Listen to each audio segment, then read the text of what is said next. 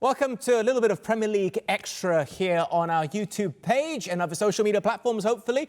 It's where we can talk a little bit about things that have happened in the world of football, which we didn't have time for on TV. Or, in the case of this bit of news, we weren't on TV because of the FA Cup weekend, which was the sacking of Ruben Amorim at Manchester United. It's the first time we're talking about it with our guests, Gary Stevens, Danny Simpson are here alongside me. As a United man, Simo, did it catch you by surprise, this news, particularly after that, how should we put it politely, outburst at the press conference? No, I think once he said what he said and came out like that and spoke strongly about the hierarchy, I think it was the only decision. I actually think as well, alongside that, the results weren't good. I was at many of the home games, Bournemouth, Wolves, West Ham, Everton. I think them results at home at Old Trafford, I think, alongside his comments were poor. I think, fans are quite split. Some people still wanted him. I think he was good with the media, but I think for me, it was the right decision to let him go once he come out and said that. Does the concept of having a philosophy still exist for a manager to be successful, Gary? Because I'm looking now at pragmatism being more prominent. You look at other philosophers in football. Amorim is gone, Ange Postecoglou is gone. You look at Pep Guardiola, he's now playing with 4 centre-halves and defence now. He's become more of a pragmatist. Look at Mikel Arteta as another example. No, you definitely have to have a philosophy and a belief as to how your team should play, but you have to be adaptable. You have to be prepared to change. And for me, the best coaches in the world change prior to the real problems setting in. And I think Sir Alex Ferguson did it, generally speaking, at Manchester United. Where he would bring in a fresh assistant manager, he would change his teams. You look at, certain players that Alex Ferguson moved out of Manchester United, you thought, hang on, he's moving them out far too early. But he'd already seen the potential problems coming.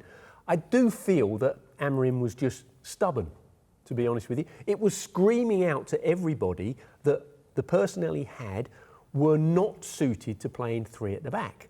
And they did change. Remember the game against Newcastle? Well, they changed once, and he was there for 18 months. So 14 months. Okay, 14 months.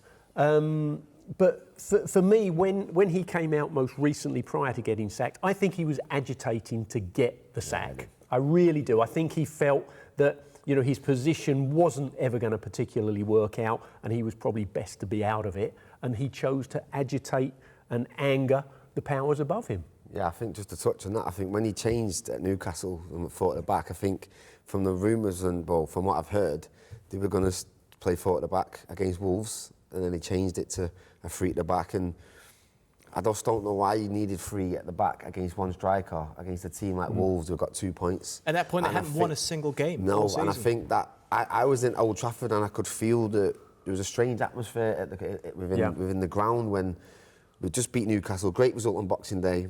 And now we were playing 3 centre-backs against 1 striker against Wolves, and I could feel it then something was kind of brewing, and maybe that's when Jason Wilcox said something. Yeah, I do have some sympathy for Amorim because he didn't want to come in halfway through the season when he started. It is difficult when you come into a club partway through because you have very little time. Having said that, he then did have a full pre-season prior to the start of this season, and it didn't particularly make any difference. Was he hamstrung a bit by not getting enough support from those high up in terms of signings? It's come out now that he wanted some more experience. For example, he wanted Emi Martinez. He didn't get Emi Martinez. He got Lemons and Gold instead, who, all due respect, is not the keeper, which Martinez is right now, at least. Nah, I disagree with that because we all know now managers are not managers, the coaches and sporting directors and technical directors, managers, they take their job, they know the situation. He got some really good quality players that came in. I just think, as Gary says, he was stubborn. I think once he came out and said, this is my way, this is my system, and then you've got all these ex-players, Gary Neville saying that he should play 4, I think he was set in his ways and just didn't really want to adapt, like he said, to the situation, the players that he's got. And I think in hindsight, when he looks back, I think he will look back and think, maybe I should have. I think in the future he will be a different character when that position arises again. And he will get back into the game somewhere, no two ways about it. But he will be a different head coach, a different manager who will deal with situations such as that in a very different manner. What's his reputation like right now, do you feel? Because heading into joining Manchester United, probably the most wanted coach, right up there with someone like Xabi Alonso at the time. Now that he's left United 14, 15 months later, what's his standing? I don't think he'll get a job in the Premier League, but I think he can go back to Portugal and probably go back to Sporting. Yeah, I think Spain or Portugal, I think would he go back, but I think it'd take him a lot to go there and come back to the Premier League. Yeah, I think it's a difficult path to come back to the Premier League for sure. But you mentioned Alonso there. You know, it hasn't worked out for him in Spain either, has he? So two highly regarded coaches at the same time go into two huge clubs.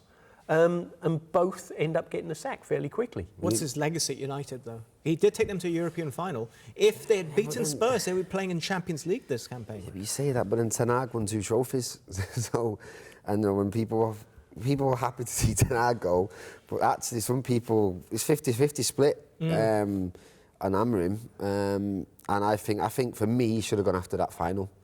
I think that was poor. I think the way he managed it, I think that should have been the time to go, right, enough's enough, because I feel like we were only going to carry on seeing what we were going to see.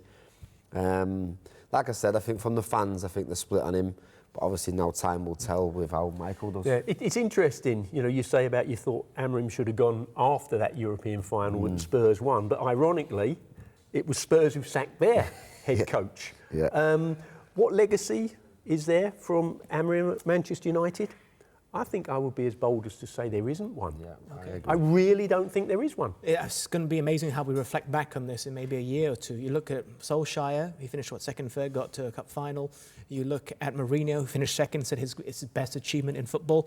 I think United fans would kill to finish second or third in the Premier League, given their current standing. But thank you very much for that, gents. What do you make of the sacking of Ruben Amorim? What is next for him? What is his legacy? What is his reputation?